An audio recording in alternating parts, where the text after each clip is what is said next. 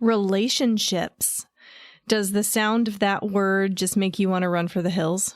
Well, if it does, then try to stay with me, because even those hermits who live up in the mountains can benefit from this conversation about relationships.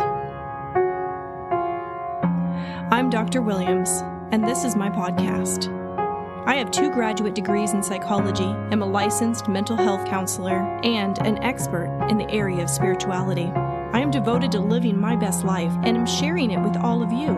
I'm bringing my expertise, education, and life experiences to you through this podcast. Everyone deserves to enjoy life, and that is what I'm here to talk about. Depression, anxiety, grief, you name it, we all go through it at one time or another. I believe there's a better way to come at these things than mainstream mental health care offers, and I'm here to offer you my perspective and dig into discovering how you can feel good no matter what life throws at you.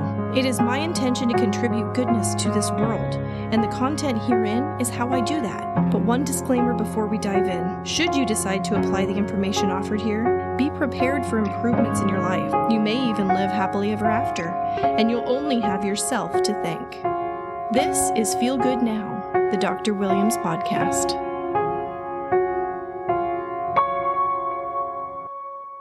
This is something that applies to each and every one of us.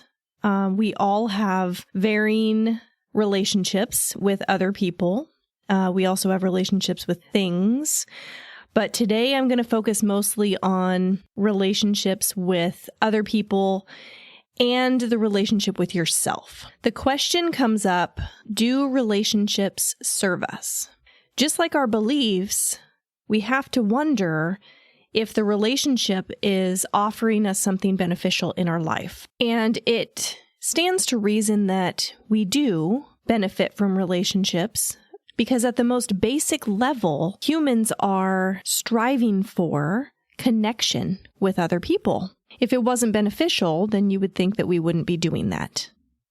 And that's not to say that some relationships are not damaging or dysfunctional. We know that they can be. But overall, relationships do offer us opportunities for growth and love and enhancing the overall life experience. A lot of people prefer to share their life with someone where they are sharing what they're going through and witnessing what the other person is going through. And that is most commonly preferred over not having a relationship at all. So where does the drive come from? Where does that drive for connection come from? I think that at the basics of it, we just really want to connect with someone else because it offers us something that's different from ourselves. And a lot of us are looking externally to find that connection. It all really comes down to satisfaction.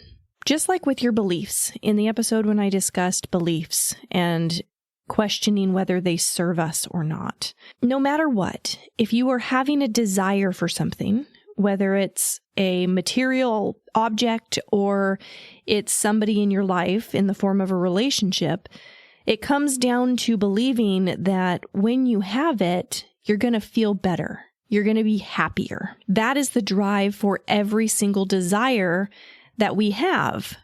If you want something, it's because you think that you are going to feel better having it. So I'm just going to speak a little bit about my own personal experience with relationships. From a romantic standpoint, I had my first romantic relationship when I was 15 years old, and then I found that I was never single for very long. So once I had a relationship end, I would fall into another relationship very quickly. Now, with that said, I was not one to be in a relationship with someone in a romantic way and then meet someone else I liked more and then break up with the first person to be with the second person. That's not how it happened for me. For me, it was just I was in this romantic relationship and I felt like it was coming to an end. It would end. And then shortly after, I would meet someone else that I liked and I would be in a new romantic relationship. And that's just kind of how it went for me. But I also didn't jump around a whole lot. I had several long-term romances before I was married. From very young, I was, I think, 20 years old. I might have been 19 when I had my first really long-term relationship. I was with someone for 7 years on and off again. And that was my longest relationship up until my husband. After that, I dated someone for 3 years. And, there was just a few in there that were year-long relationships, but I would still consider that a long-term relationship. And then I met my husband when I was 30. So as far as marriage goes, I was a little on the older end compared to a lot of people who get married in their 20s and have kids in their 20s. I didn't start until my 30s. But that was always because there was something telling me that whoever I was with was not the person. And then once I did get together with my husband, I was bugging him about marriage almost from the very beginning. Like, I just kind of knew. But there was a time when I was really worried that I would never find a life partner. There was a strong desire in me for that. I really wanted somebody to marry and spend my life with. And one of my good friends is a psychic, and she did a reading for me several times when I was younger.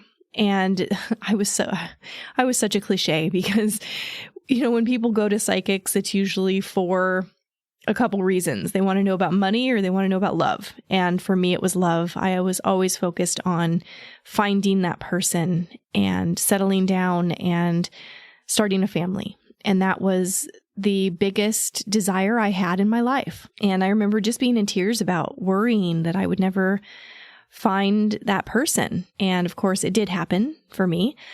I just remember being upset not knowing that and really wanting it. And I know now that I probably could have saved myself a whole lot of heartache if I had been looking for love in all the right places.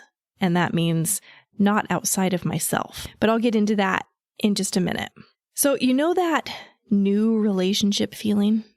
That feeling where you were just buzzing in love with somebody? Isn't that just the best feeling? I just love that feeling. I remember when I was with my husband and we were getting serious and starting to kind of get into that comfortable relationship role together. And I remember telling him that I was afraid of losing that feeling because I knew that if I didn't continue having that feeling with him, I would never get to feel that way again. And I just love that feeling so much that I didn't want to let it go. But of course, it wouldn't be worth it to me to end my relationship with him just so I could have that feeling. Like, it wasn't that great of a desire, but it was definitely something that was a highlight in my life. And I just love that feeling of new love and thinking about the person constantly and just feeling so happy all the time. And that is a really good example of alignment, because when you are in alignment with your inner being, that's how you feel all the time. You don't need that external force in order to feel that way, because you're finding it within yourself. And that's really the entire point of this episode, because there is nothing more important than that. And if I had known then what I know now, I could have felt that way despite anybody else being in my life, because I would know how to find that feeling within myself. Then, you're dating someone for a while and you start to get comfortable, and then the bad habits start coming, right? And you get to really know somebody. And then you start going, oh, do I really like this person? Do I really want to spend my life with this person? That person over there is kind of looking better. And a lot of times relationships end because of that, because people start focusing more on the negative aspects of a person, whereas at the beginning, they were focused on all the good stuff. So that brings me to marriage counseling. So putting on my psychologist hat to talk a little bit about my professional experience as it pertains to relationships. I remember one couple in particular.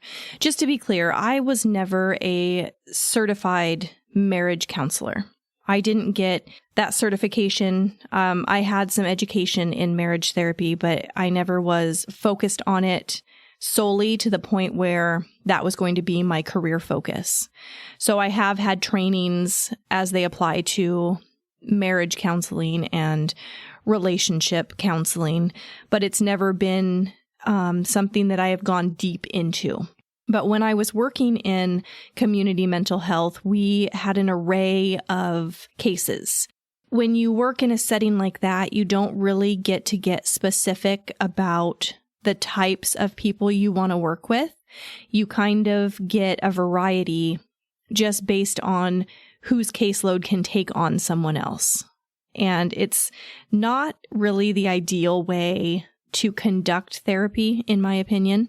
I think that it is a much better relationship, so to speak, if the counselor can narrow in on the community or the types of individuals that they want to work with. And that just makes for a better partnership in a therapeutic process, in my opinion. But this one couple came to me for marriage counseling, and it was very challenging for me.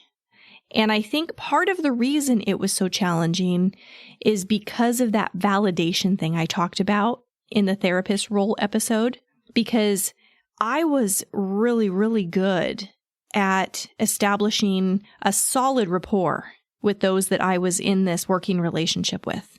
I was well liked by individuals who came into my office, and we had solid relationships in that working process in therapy.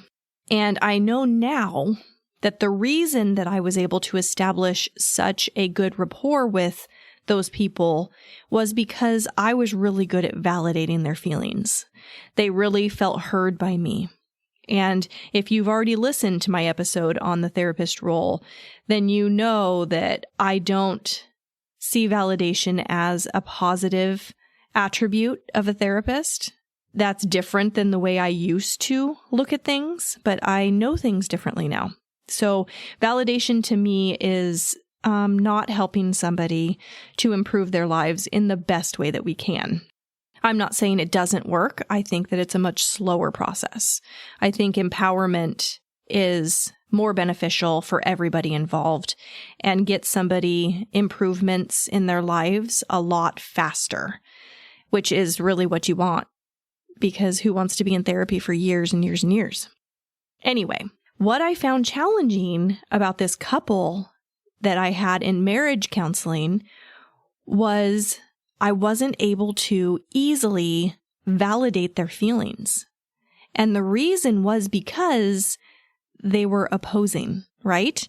Here they come into my office, and they have a lot of the issues in their marriage where one of them is feeling one way and the other one is defensive of how they're feeling. And this is going back and forth on all the issues that they have in their relationship.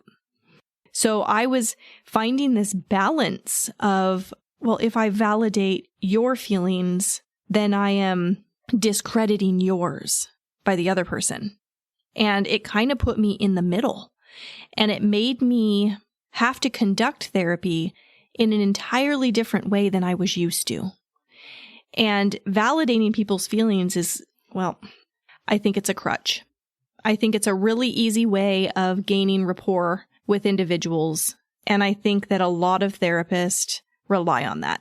Because if the individual likes their therapist, which is what validation leads to, they continue to come.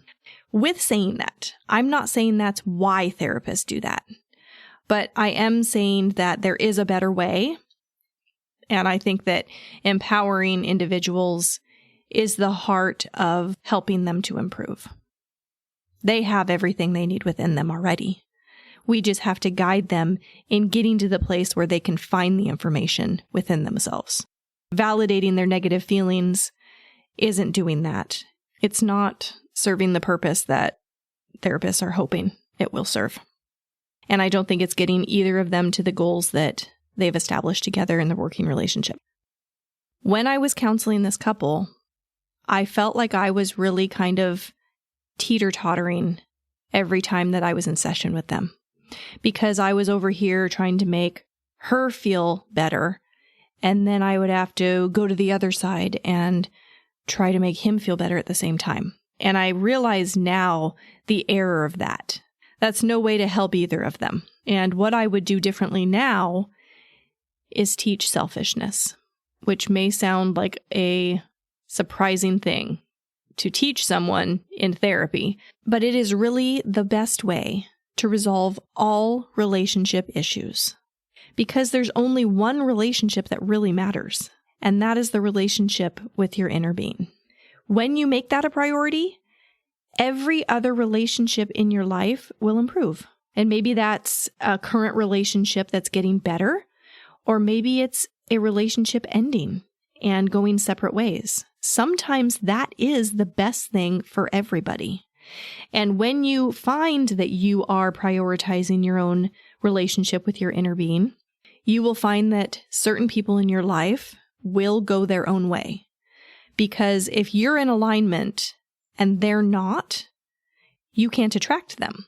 That's just law of attraction, because you attract more of what you focus on. So if you're focusing on that relationship with your inner being and you're finding your alignment, which is making you feel good, that's the only result you get from finding your alignment. If you're feeling good and then other people in your life are not feeling good, that's not going to attract each other. It's going to oppose each other. So some relationships will end, but you can feel confident that it's for the best. If you're tuning in today to get the secret code word for week 2 of the Dr. Williams $500 contest giveaway, then now is the time for you to take note. If you haven't yet entered into the contest, then it's not too late. This is only the second week of the 4 weeks the contest is running up until Thanksgiving. So you can go ahead and go to drwilliamspodcast.com/contest and send in your entry form. If you're already listening to the podcast, you might as well go ahead and enter into the contest. It's just a bonus $100 gift certificate to one of the great businesses that I've listed on the website, just for engaging in the podcast. So go ahead and go enter the contest. You'll have 3 more chances to enter, plus a bonus entry if you subscribe on the website. And then on Thanksgiving, I could be drawing your name. So today's code word is light, L-I-G-H-T. All right, code word is in. You guys know what it is. Go ahead and go put your entry forms in. I look forward to receiving those. And for now, we'll get back to the episode. So I have a personal experience with this. I have 2 sons, which you may know, and I have a different relationship with each of them. And my older son and I recently were butting heads more, and I was just very upset about it. You know, I love him, and I want to connect with him, and I want our relationship to be thriving and easygoing and feel good for both of us. And it wasn't. And we were really in a hard place. And my husband, he knew about it, and he was kind of mediating. And I had to own my responsibility in the problem, because I realized that I was promoting negativity in our relationship. So instead of asking my son to change something about him and the way that he was with me, I realized that I had to change something about me. And it worked like a charm. I can't say enough good things about it. I changed the way I was with him, and our relationship lined up perfectly. So I started being more affectionate with him, being more attentive with him, spending more time with him. And he rose up and met me there, and it really changed things in a big way for us. This topic kind of makes me think of when people are prioritizing things in their life, and they say, God first, family second. You're probably familiar with that. People that say that they put God first. And I just want to say that that is spot on. The question I have is, are these people that say they're putting God first achieving a successful relationship with God? That's what I want to know. I know you say you put God first, but what does that mean to you? What does that relationship look like? because that makes a difference. And it probably illustrates the quality or success of your relationships with other people in your life as well. I feel like a lot of people say that when they put God first, it means that they do things like go to church and pray. And I want to talk about prayer a little bit. What is your definition of prayer? If you were going to pray, how do you do that? Most people, I feel like, say that they talk to God, that is their definition of praying. When they lift up their problems to God, put it in God's hands, request things. I think that is the probably general consensus on a definition for prayer. But my question following that would be, okay, so you talk to God. Does God ever talk back to you? And I think a lot of people would say no.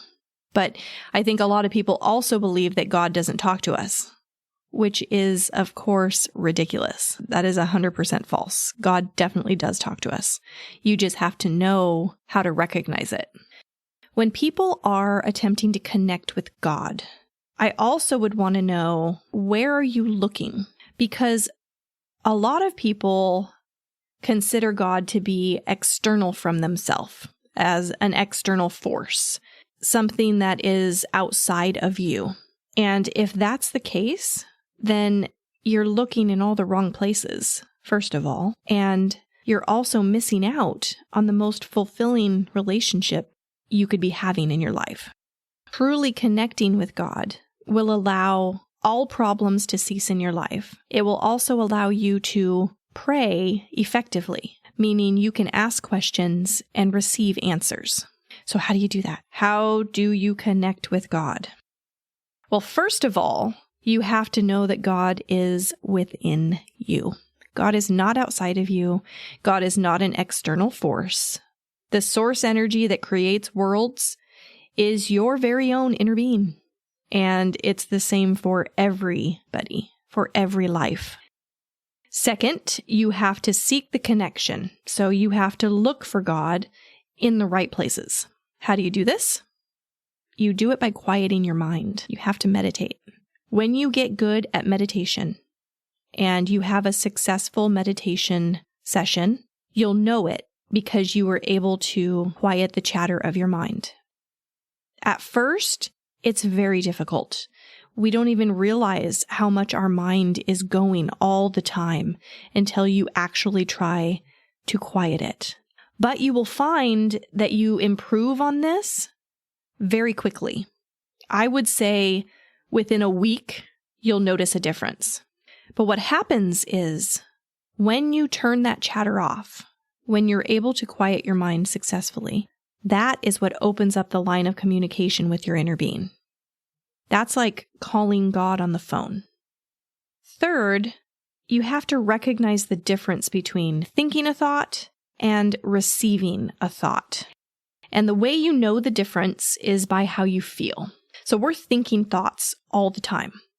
Our mind is going whether we are consciously aware of it or not, unless you're in meditation and you are consciously aware of the quiet. So when you do receive a thought, this is going to feel really good. You're going to get a thought that makes you feel inspired or makes you feel an impulse to act.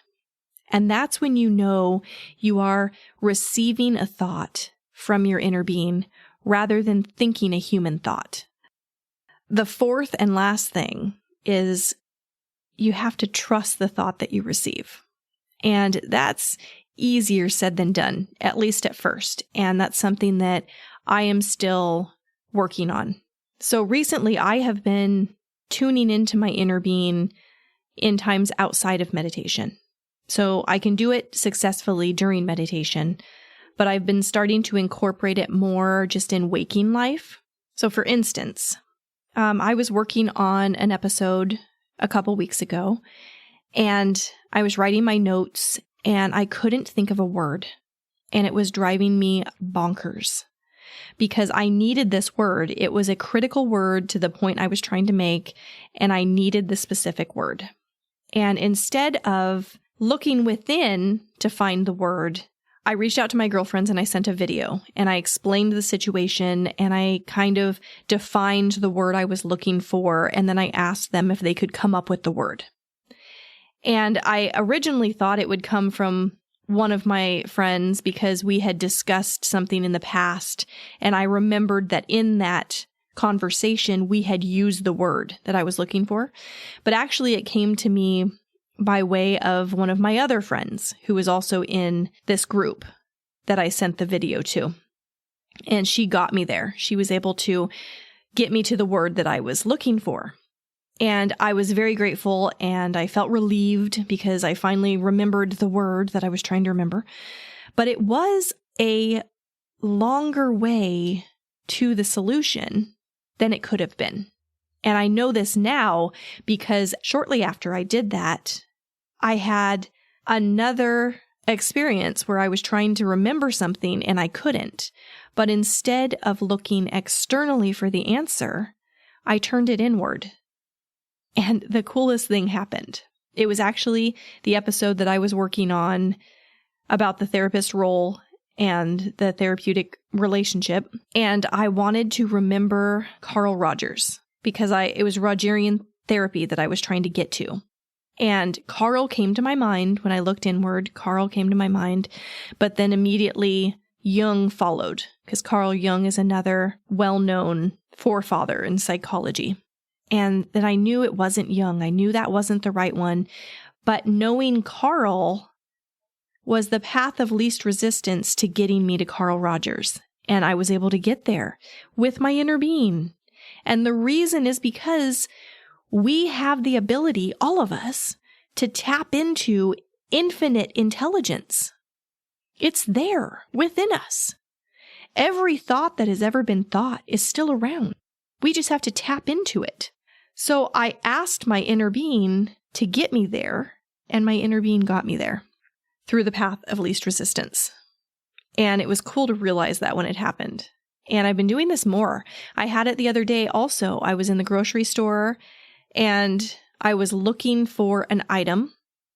And I looked within and I said, can you help me find this item? I can't find it. And I'm looking down the aisle and I got the feeling that it wasn't there, that the item I was looking for wasn't in the store, but I didn't trust it. I didn't do that number 4 thing. I didn't trust the thought I received. I felt like I had to still do something to make sure. So I went and found someone who worked there and they didn't know what I was talking about. And so then I followed them around the store and they asked 3 more people about this item I was looking for before we went back down the aisle that I was already down. And she looked around and said, we don't have it. And I was like, okay, I knew that. That was a big waste of time because I didn't trust it. I didn't trust my inner being was giving me the right information. And I think that's just something that's coming with time because as I nourish this relationship, I'm going to come to trust it more. And it's like that with any relationship, right? As far as impulses go, I usually know that I am in the receptive mode, meaning that I am receiving thoughts from my inner being because I get excited about the thought and I get an impulse to act on it. And for me, it's usually about this podcast. So a thought will occur to me for a topic that I'm going to talk to you guys about. And then I can't wait to get in here with my microphone and talk about it with you. It's such a strong, overwhelming, good, excited feeling. And it's that impulse. It's that feeling of, yes, this is a good idea, and following it. Do you remember when I told you I was going to be going to an Abraham workshop? Well, it happened this last Saturday. And I didn't get picked to ask a question. But Abraham always says at the beginning, if you have a question, you can feel confident that it will be answered in one way or another by someone else who's asking a question or just something that Abraham talks about. And the questions that I had on my piece of paper that I had written down in case I was chosen was not answered specifically. But I did get the answer I needed. And it came by way of a man who sat in the hot seat and asked about parenting. And he wanted to know how to stop worrying about his kids. And I think this is something that most parents can relate to. Your kids are outside playing and you feel like you need to keep an eye on them, to be there in case something happens to where you need to jump in and help them. I was relating so much to this because as a mother, I have a lot of anxieties and worries when it comes to my kids. Like, I feel like I want to keep them safe. And that feels like a strong responsibility to me. And this man was expressing the same thing. He was saying, I feel like I have to sit and watch my kids play outside instead of doing things like lift weights or something that I enjoy while they're actively playing and not needing me.